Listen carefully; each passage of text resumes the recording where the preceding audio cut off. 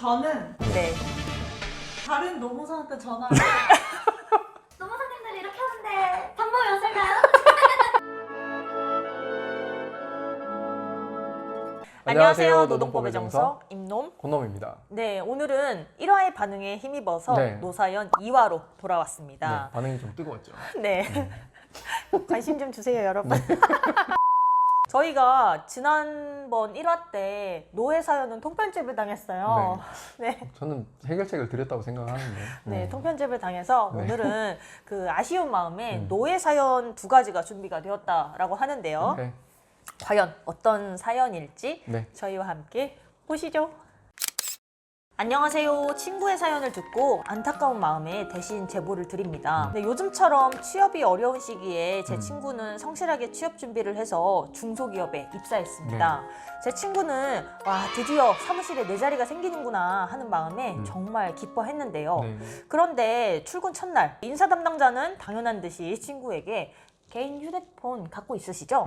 모든 연락은 개인 휴대폰으로 좀 해주셔야 될 것 같은데요. 네네. 라고 말하더랍니다. 네. 그런데 이게 다가 아니었습니다. 네. 개인 노트북 있으시죠? 우리 회사는 본인이 익숙한 컴퓨터로 업무하는 걸 기본으로 하고 있으니까 네. 노트북도 내일부터는 조금 지참해 오셨으면 합니다. 말은 잘하네요. 네, 이렇게. 본인이 익숙한. 친구는 여기까지는 이해하려고 했다고 하네요. 그런데 이제 활용 점정을 찍는 한마디가 또 있었다라고 하네요. 뭔가요? 참, 이력서 보니까 면허도 있고 차도 있다고 하던데 출장 갈 때 차 쓰실 수 있죠? 근데 우리 회사는 출장비는 드려요. 차는 제공은 안 되니까 출장 갈 때는 자차로 다니시면 됩니다. 기름값은 되나요? 모르겠어요. 노무사님들 휴대폰에 노트북에 하다하다 자동차까지 네. 직원이 이렇게 사비를 털어서 출근 준비를 해야 하나요? 직원은 회사의 비품 지원을 어디까지 요청할 수 있나요? 네. 좀 도와주세요.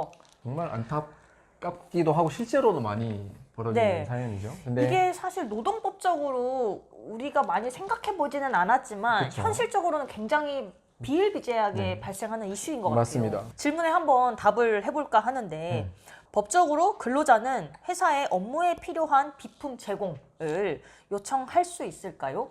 라는 거를 좀 해결을 해봐야 될 것 같아요. 비품 제공을 요청할 수 있느냐라는 거는 결론적으로는 내가 법적으로 요구를 할 수 있는 권리가 네, 있느냐 권리가 이 있느냐. 얘기죠.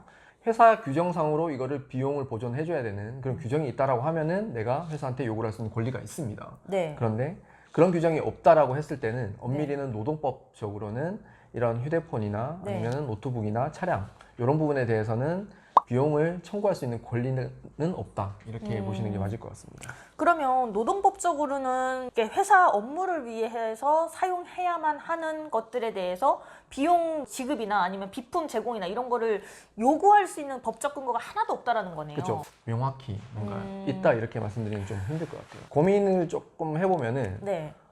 이게 법적으로 접근을 하기 힘든 것 자체가 결론적으로는 회사한테 얘기를 좀 걸어봐야 되지 않나. 그래서 고충 처리 절차를 조금 네. 한번 이용을 해보시는 게 어떻겠느냐 이렇게 이제 말씀드리겠습니다. 네, 회사 입장에서는 이제 이거를 뭐 비용 처리하면서 비과세 부분이라던가 이런 부분으로 처리할 수 있는 부분이 충분히 있기 때문에 네. 얘기를 좀 꺼낼 필요가 있을 것 그렇죠. 같아요. 조금 극단적인 네. 얘기를 좀 해보면은 거부를 한번 해보는 겁니다. 이건 정당한 업무 지시가 아니다. 네. 나는 못하겠다. 배를 째는 거죠. 네. 그럼 회사가 어떻게 나올까요? 아니 네, 이게 죄송합니다. 법적으로 이렇게 권리로서 규정되지 않은 것들에 대해서 생각보다 사각지대가 많이 있는 것 같아요. 그쵸. 그러니까 이제 사장님들은 아니 노동법은 왜 이렇게 사업하기 힘들게만 하냐 이런 얘기를 많이 하시지만 네. 생각보다 사각지대도 많아요. 그쵸. 그죠? 이런 부분들도 꽤 있는 것 같아요. 네네. 그러면 두 분이 근로자 입장이라면 아, 잠깐만요. 저희한테 또 뭐 물어보려고 하죠. 저희가 저번화에서 당했잖아요. 그래서 오늘은 한번 반대로 바꿔보는 거 어떠세요? 니들도 당해봐라. 네, 저희가 한번 네. 질문을 한번 해보죠. 만약에 여러분들에게 PC, 전화, 자동차 이런 것들을 이제 제공을 전혀 이제 안 해드린다라고 했었을 때 여러분들 어떻게 하실 건가요? 차비도 안 준다. 뭐 이동하라 했을 때. 네. 네. 한번 각각 대답을 해보시죠. 저는 네. 다른 노무사한테 전화를 노무사님들이 이렇게 하는데 방법이 없을까요? 분쟁으로 가겠다. 분쟁으로 가겠다라는 거예요? 제가 받을게요. 김동훈 어떤가요? 네, 출정지로 이제 걸어간다든지 보고서를 수기로 볼펜으로 써서 드린다든지. 좀 더 고도의. 다음 사연은 이제 읽어주시죠. 네. 안녕하세요. 제조업회사 노동조합의 구성원입니다. 요즘 회사에 난감한 일이 있어서 사연을 드립니다. 네. 최근에 저희 직장에서 직장 내 괴롭힘 문제가 발생을 했습니다. 일반적인 케이스와는 다르게 다수 대 다수의 문제로 번지게 되었고 다수의 피해자와 다수의 가해자가 발생하게 되었습니다. 뭔가 좀 이렇게 파싸움 아닌가요? 뭔가 이렇게 좀 분열이 된 네네네. 조직 간에 분열이 된 상황인가 네네. 보네요. 네. 계속 읽어볼게요. 네. 문제는 이게 같은 팀 안에서 일어난 일이라는 겁니다. 네. 팀 정원이 총 10명인데 피해자가 5명, 가해자가 5명, 정확히 반반입니다. 이런 경우도 있네요. 누가 피해자인지 누가 가해자인지도 사실 조금 헷갈리는 상황일 그렇죠. 것 같기도 해요. 오히려 반대일 수도 있어요, 실제로 보면. 네네. 네. 그래서 피해자 쪽에서는 가해자와의 분리 조치를 회사 쪽에 요구한다는 입장입니다. 네. 하지만 가해자가 팀 인원의 절반이라 5명의 부서를 모두 변경한다면 업무에 지장이 클 것으로 예상이 됩니다. 직장 내 괴롭힘 피해자가 가해자와의 분리 조치를 요구한다면 회사는 반드시 그대로 이행해야 하는 건가요?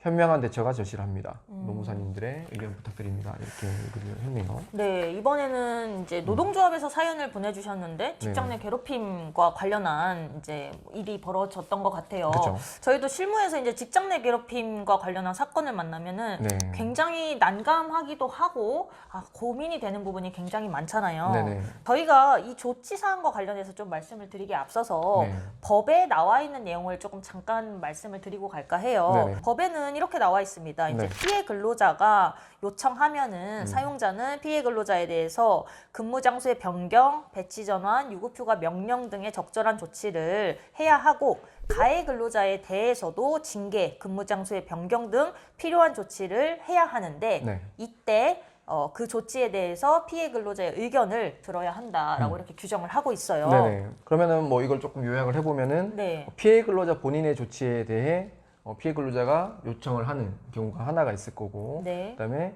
가해 근로자에 대한 조치에 대해서 피해 근로자가 의견을 제시를 하는 뭐 네네. 이런 두 가지 경우가 있다 이렇게 네. 볼 수가 있을 것 같네요. 네, 이 두 가지 경우에 대해서 모두 피해 근로자의 의견을 그대로 따라야 되는지를 저희가 한번 고민을 해봐야 될 것 같아요. 왜냐하면 그쵸. 실무적으로 되게 굉장히 문제가 많이 되는 맞습니다. 부분인 것 같아요. 네네. 그래서 뭐 피해 근로자가 뭐 네. 가해 근로자 잘라달라 이러면 진짜 잘라야 되는 네, 거예요. 해고를 해야 되는 그쵸. 거.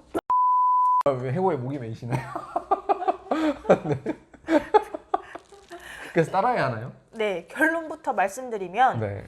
아닌데요. 왜 그러는 거죠? 네, 어쨌든 피해 근로자에 대한 보호 조치 그리고 가해 근로자에 대한 인사 조치 모두 다 최종적으로 인사권은 사용자한테 있습니다. 네.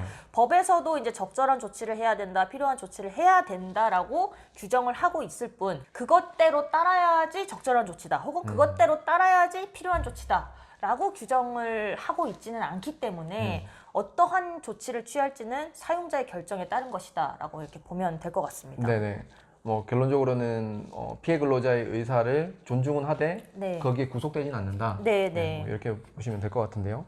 일단 노동조합이 할 수 있는 최선의 조치 역시 계속 커뮤니케이션을 거치면서 네. 양쪽이 수용할 수 있는 그런 안을 조금 찾아볼 수 있는 게 네. 노동조합이 최선이 아니겠느냐 네. 이렇게 생각을 합니다. 어찌되었건 양쪽 다 조합원일 가능성이 많으니까 양쪽의 의견을 듣는 절차를 좀 거쳐야 되지 않을까 그쵸? 싶습니다. 노동조합도 굉장히 곤란한 입장일 것 같습니다. 네, 네.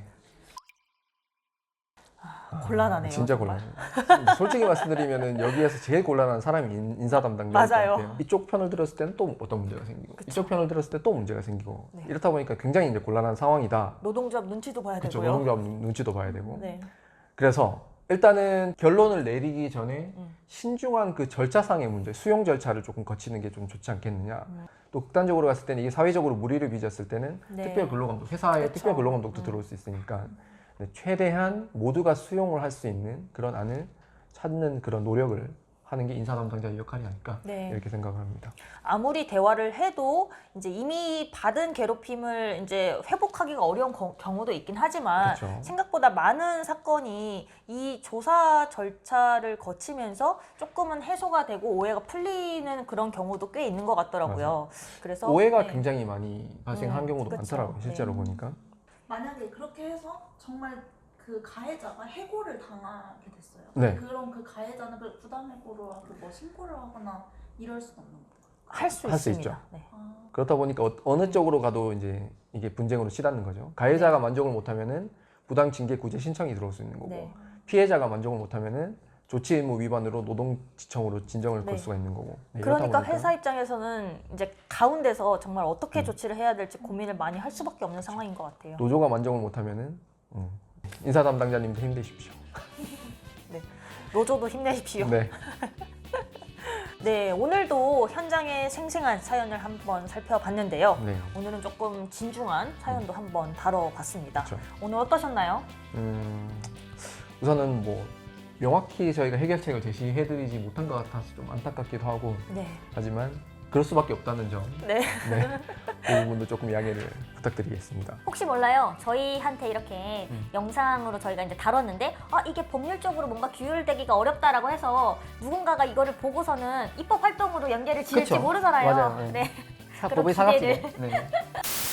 네, 그래서 오늘도 이렇게 사연을 보내주신 두 분께 정말 감사드리고요. 저희가 이렇게 두 분의 사연을 채택을 했지만 지금 이제 또 들어온 사연들이 꽤 있는 것 같아요. 그쵸. 최대한 여러분들의 사연을 살려보도록 하겠습니다. 네, 여러분들이 노동 현장에서 겪은 생생한 이야기를 기다립니다. 아래 링크로 사연을 보내주시면 굉장히 감사하겠습니다. 네, 공인노무사 임놈, 권놈이 여러분과 함께 공감하고 속 시원한 해법까지 안내해드리겠습니다. 네, 망관부.